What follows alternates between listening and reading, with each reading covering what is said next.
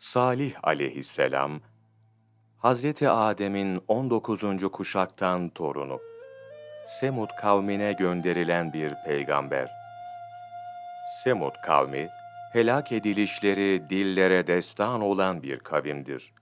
Kur'an-ı Kerim'in çeşitli surelerinde iman etmedikleri ve sayısız azgınlıklarla haddi aştıkları için helak edilen bu kavimden ibretle bahsedilir.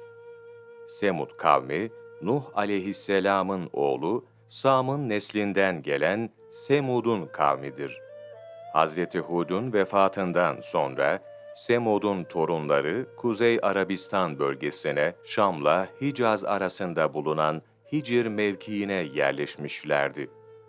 Bir süre sonra buradan ayrılıp Ad kavminin bölgesine gittiler. Semud'un nesli çoğalıp bir kavim haline geldi. Kendilerine 2. Ad ismi verildi. Semud kavmi de vaktiyle Ad kavminin sahip olduğu nimetlere sahip oldular. Ancak onlar da önceki kavim gibi gaflet ve dalalete düştüler. Öncelerinden gelen ve helak olmuş Ad kavminin helakini, azgınlıkları dolayısıyla gelen ilahi azabı biliyorlar, lakin bunu başka bir sebebe bağlayarak, gaflet mahmurluğu içinde şöyle diyorlardı: Ad kavmi, sağlam binalar yapmadıkları için helak oldular. Hataları buydu. Eğer onlar evlerini kumlar üzerine yapmasalardı, bizim gibi sağlam kayalar üzerine evlerini inşa etselerdi, o helaktan, o fırtınalardan herhangi bir zarar görmezlerdi. Bu cahilane görüşlerini şöyle tamamladılar: Bize gelince, biz onlar gibi hareket etmiyoruz. Koca koca sağlam kayaların üzerine evlerimizi yapıyoruz. Dolayısıyla bize herhangi bir zarar gelmez. Ve dedikleri gibi, koca koca kayaların içlerine, sağlam kayaların üstlerine, kendilerine köşkler, koca koca saraylar inşa ettiler. Taşları oydular, onlara yeni şekiller verdiler. Köşklerini, saraylarını değişik şekillerle süsleyerek tezyin ettiler.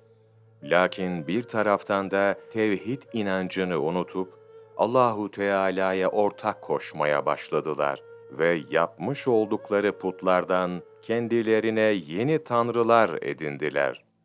Semud kavminin reisi Cünda idi.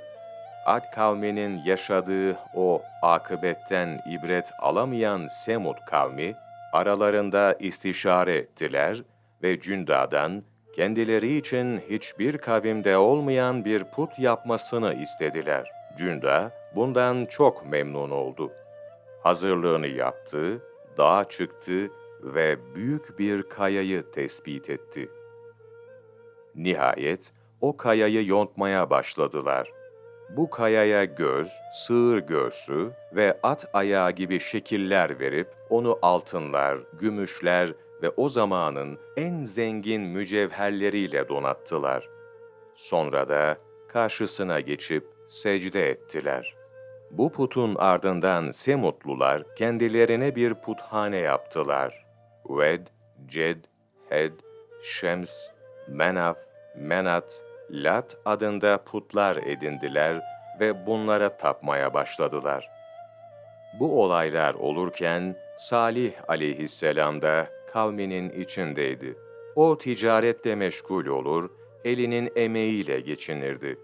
Kavmi kendisini dürüstlüğü, iyiliği ve kabiliyeti sebebiyle çok severdi. Gelecekte kendisinden çok şey bekliyorlardı. Hatta onu kendilerine hükümdar yapmak istediler.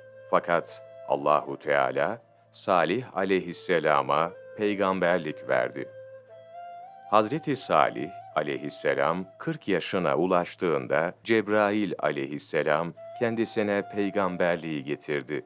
Salih aleyhisselam çekinmişti. Ancak Cebrail aleyhisselam, "Ey Salih, haydi, kavmini tevhide davet et," buyurdu.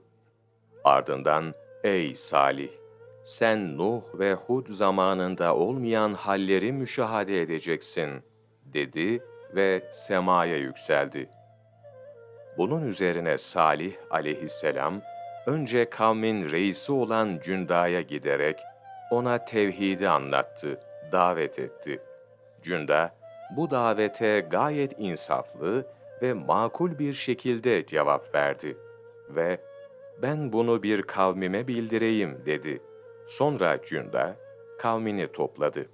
Onlara Salih aleyhisselamın peygamberliğini ve tevhidi bildirdi. Kavmi, "Ey Cünda, bunları Salih gelsin ve bize söylesin." dediler. Bunun üzerine Salih aleyhisselam geldi ve onlara tebliğ anlattı, Allah'a davet etti.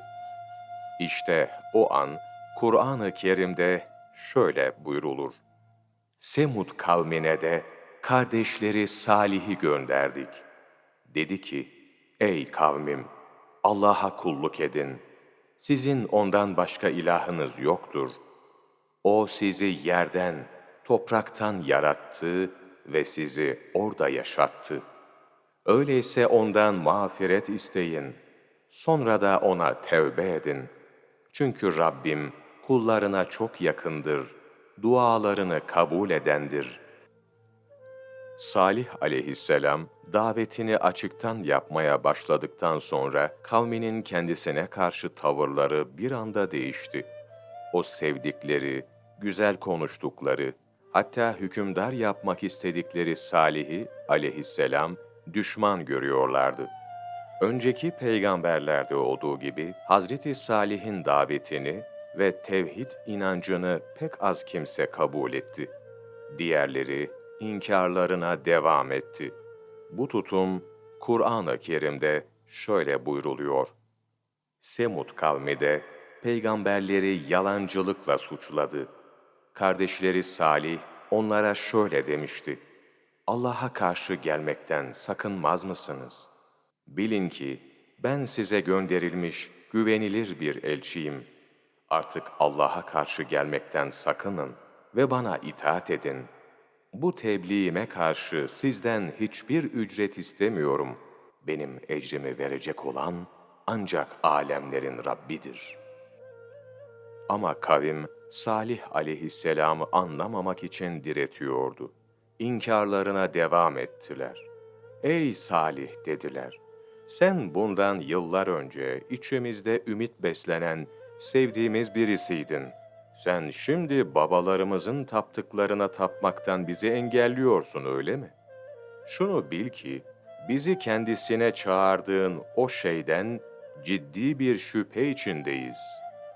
Salih aleyhisselam da, ey kavmim dedi, eğer ben Rabbimden verilen apaçık bir delil üzerindeysem ve o bana kendinden bir rahmet, yani peygamberliği vermişse, o zaman ne yapacaksınız? Bu durum karşısında ben ona asi olursam, beni Allah'ın azabından kim korur? O zaman siz de bana ziyan vermekten fazla bir şey yapamazsınız. Uyarılarına devam etti Salih aleyhisselam. Her biri hikmet ve hakikat dolu uyarılar, nasihatler. Lakin bunlar aklı olana ve anlayabileneydi.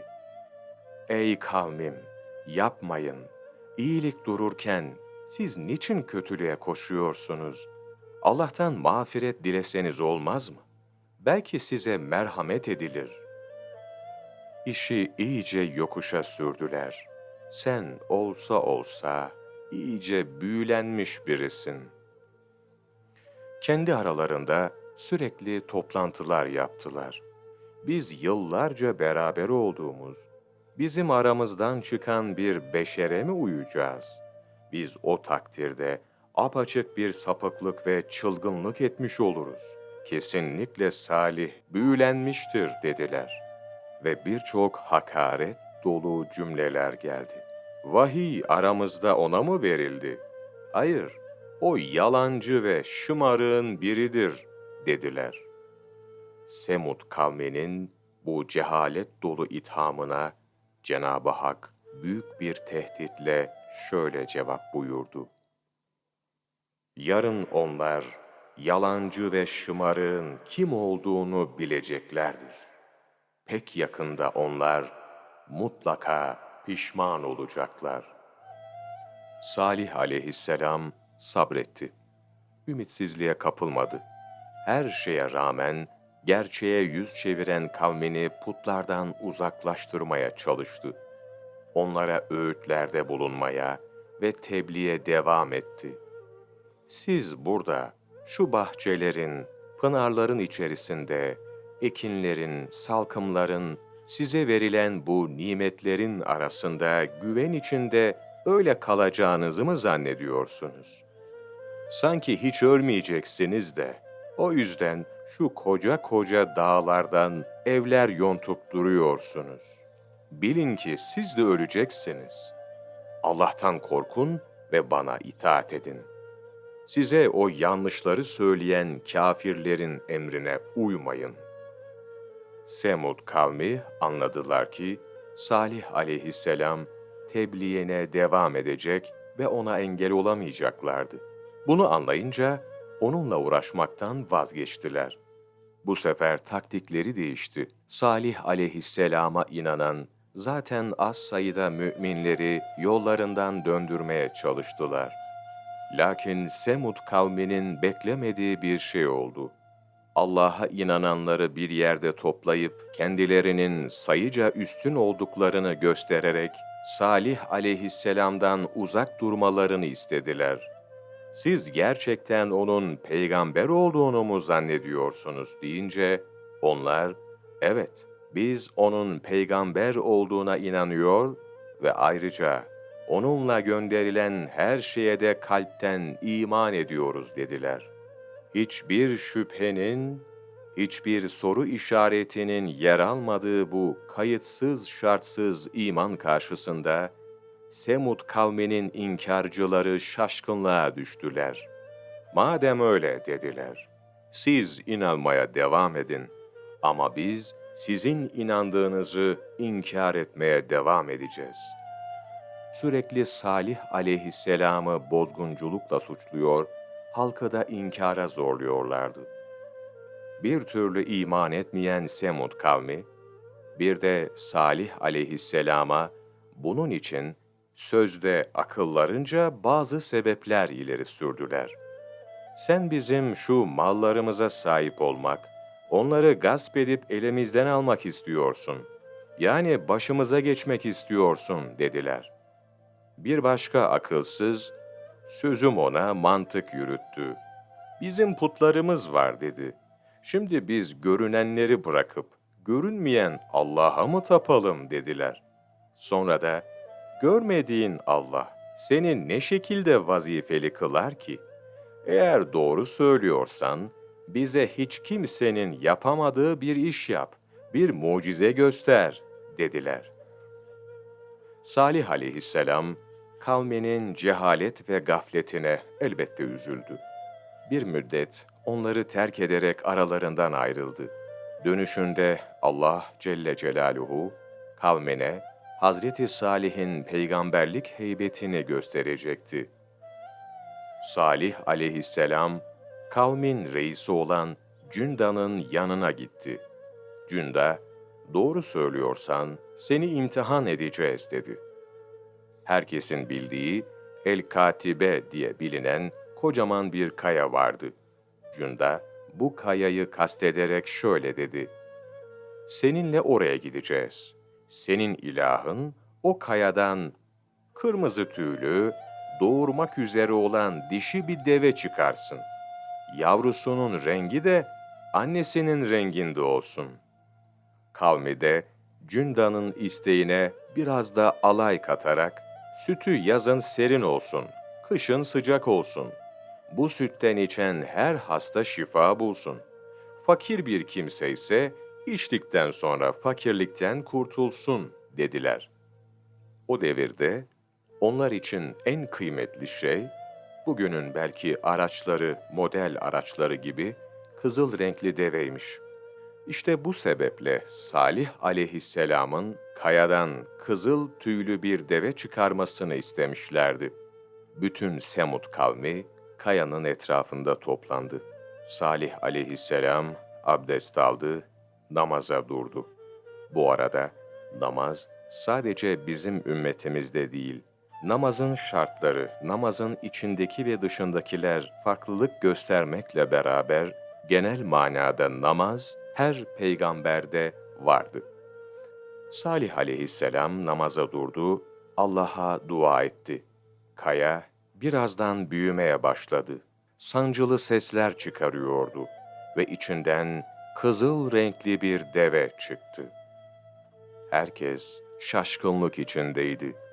Sadece o koca kaya çatlamış ve içerisinden kızıl renkli bir deve çıkmamış, aynı zamanda onların dilinde şöyle demişti: Allah'tan başka ilah yoktur.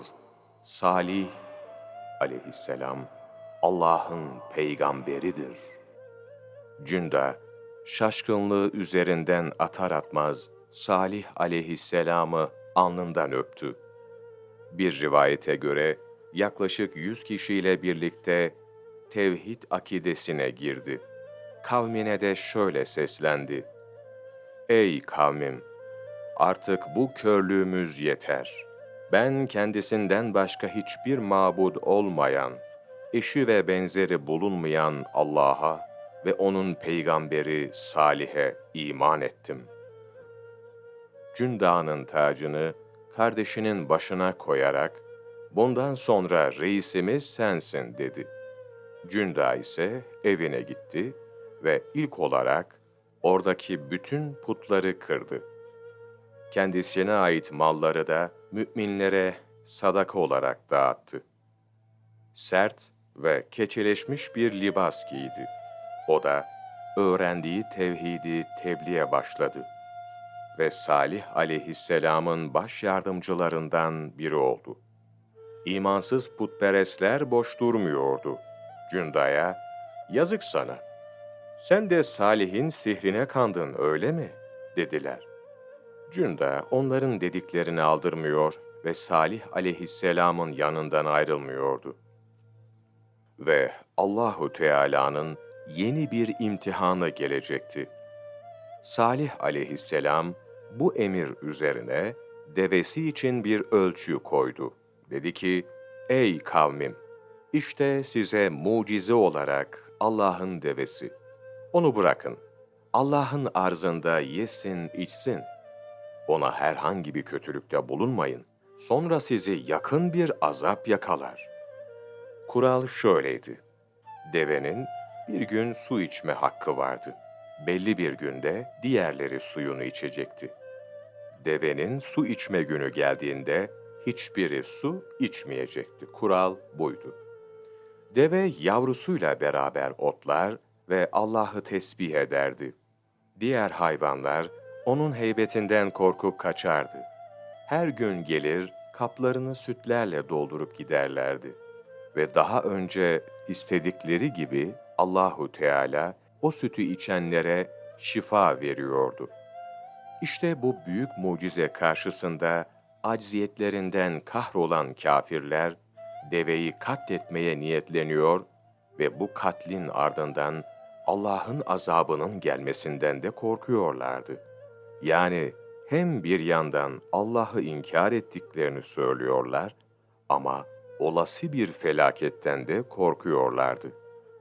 Bu korkuya rağmen Semud kavminde 2 kadın sürülerinin zarar gördüğü iddiasıyla devamlı surette bu devenin öldürülmesi için imansızları tahrik ediyordu. Bu 2 kadından biri Üneyze binti Ganem'di. Yaşlı bir kadındı.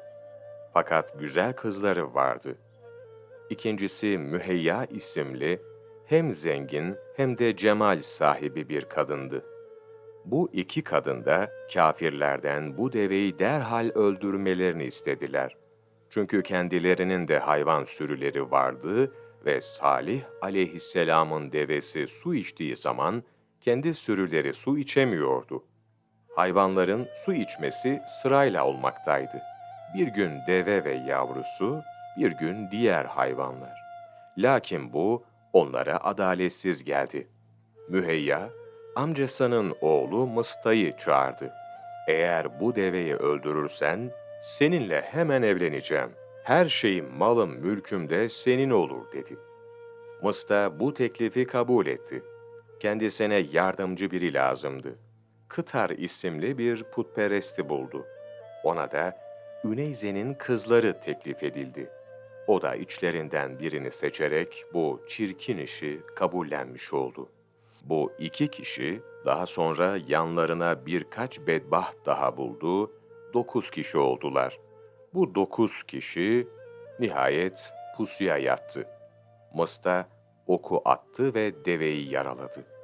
Kıtar ve yanındakiler de hemen devenin üzerine atıldılar. O mucize devenin ayaklarını kestiler, öldürdüler.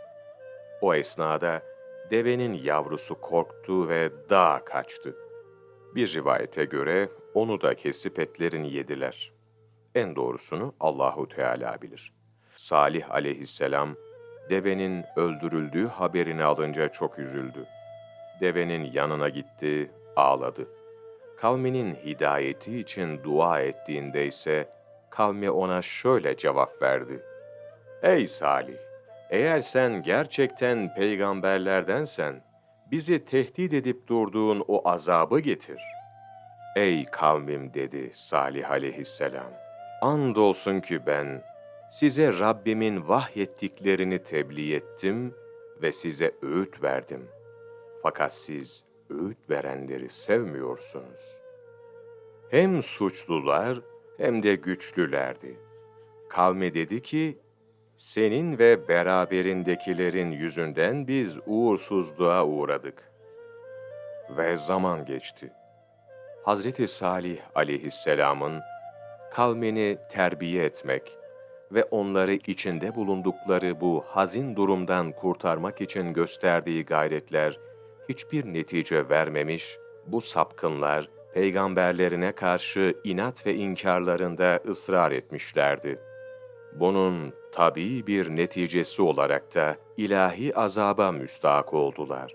Son olarak kendilerine o azap gelinceye kadar 3 gün daha beklemeleri bildirildi.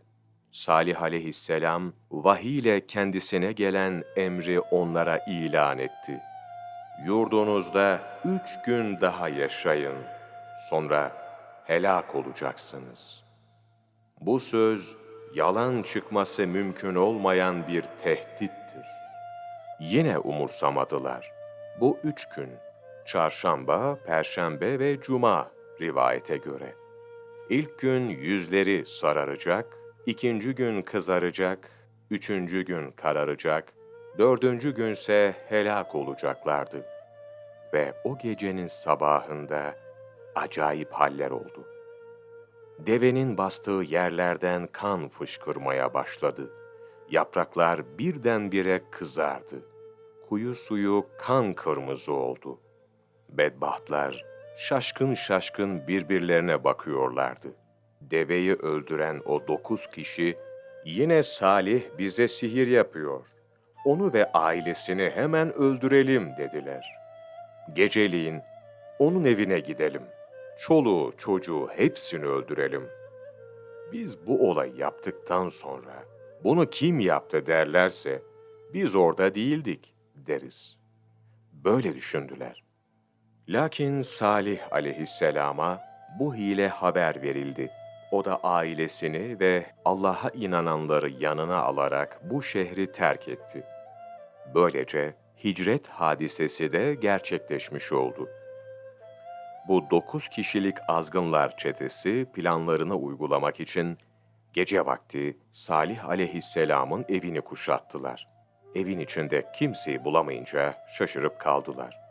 Bunun üzerine Cebrail aleyhisselam da Allah'ın emriyle onları taşlayarak öldürdü. Şöyle buyrulur: onlar böyle bir tuzak kurdular. Biz de kendileri farkında olmadan onların planlarını alt üst ettik. Allah'ın azabı onları yakalayıverdi.